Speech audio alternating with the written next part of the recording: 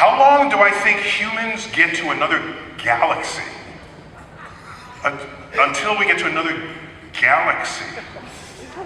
You want to go there. Okay, so here's, all right, and I will end on this question. You had the final question of the night, okay? You want to go to another galaxy. You don't like the Milky Way, apparently. It's, she said, it's average. Hard to please women here, I guess. All right. Okay. There are bigger galaxies than the Milky Way, all right? We'll make a list for you for later. The guy here says size doesn't matter. The lady disagrees, apparently. So, you want an awesome galaxy, the Google M87. It has 1 trillion stars. 1 trillion. You know how long it will take to count to 1 trillion? 31,000 years. You cannot count the number of stars in that galaxy. Sounds like that galaxy's made for you. All right. It has an awesome black hole in its center that's gobbling up all matter, clouds and stars that come by it. So you want an interesting galaxy to visit. So here's the problem. Here's the problem. The fastest spaceship we've ever launched, fastest, is now on the way to Pluto. There's a rule in astrophysics, if you do an experiment, you need the experiment to end before you die, okay? So to get to Pluto, they got a very light space probe and put it on the biggest engines, rocket engines we had. So that way you have low mass, high thrust, you have high speed. At that speed, and I forgot the exact speed, it got to the moon in 6 hours, when it took astronauts 3 days to get there, all right? It passed the moon in 6 hours after launch. It's booking, getting out there. If you hitched a ride on that and said, aim for the nearest star, not Pluto, because it's going to get to Pluto in just 2 years, 2 or 3 years. Go take me to the nearest star, this fastest hunk of hardware that humans have ever launched. When would you arrive at the nearest star to the sun? 50,000 years from now. That's the nearest star to the sun. Now, if 2 bumblebees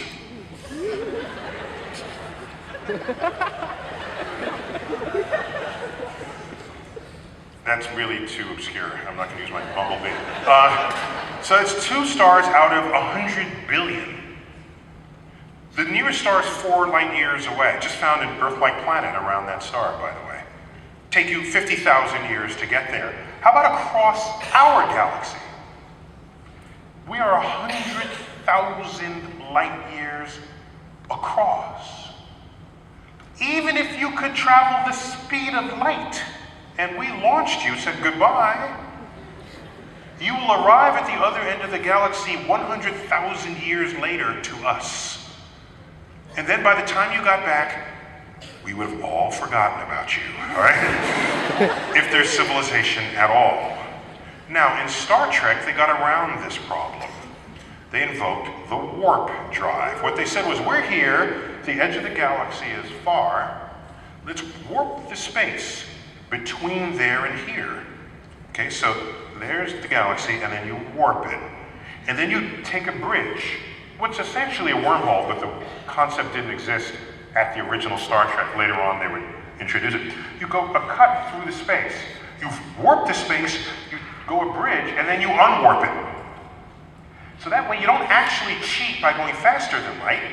You cheat by taking a tunnel through the fabric of space and time. End up on the other side of the galaxy during the TV commercial. See, that's how that works. So you get across there in 2 minutes rather than 100,000 years.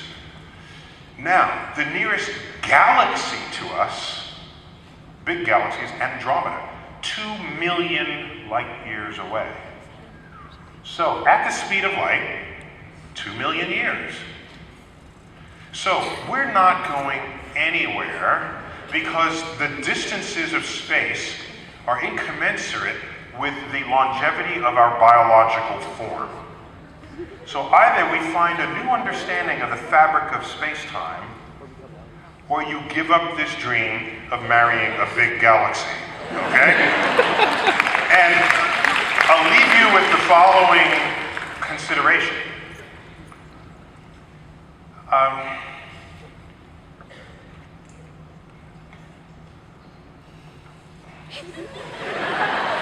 I will not preclude the possibility that someone might one day invent a warp drive. Okay? Suppose that could happen.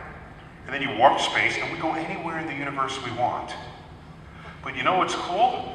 If you go to a faraway galaxy, let's say one that's M100 is the name of the galaxy, M100. I told you to look up M87. There's another one called M100. It's 65 million light years away. You know what's cool?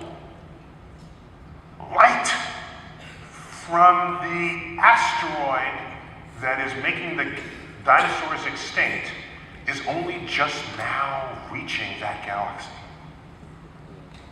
That is awesome.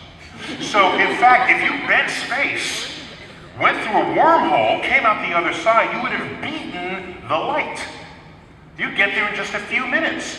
You could go to that galaxy, whip out your telescope, and watch the extinction of the dinosaurs. That's cool.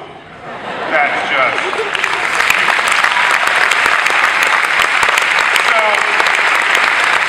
the universe is a kind of a time machine.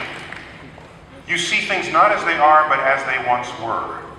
And once you can travel back and forth among them, we're in a way traveling through time. And I don't know if we're mature enough to make that happen and to not end our own civilization in so doing. You'll have the Time Lords. Well, that's...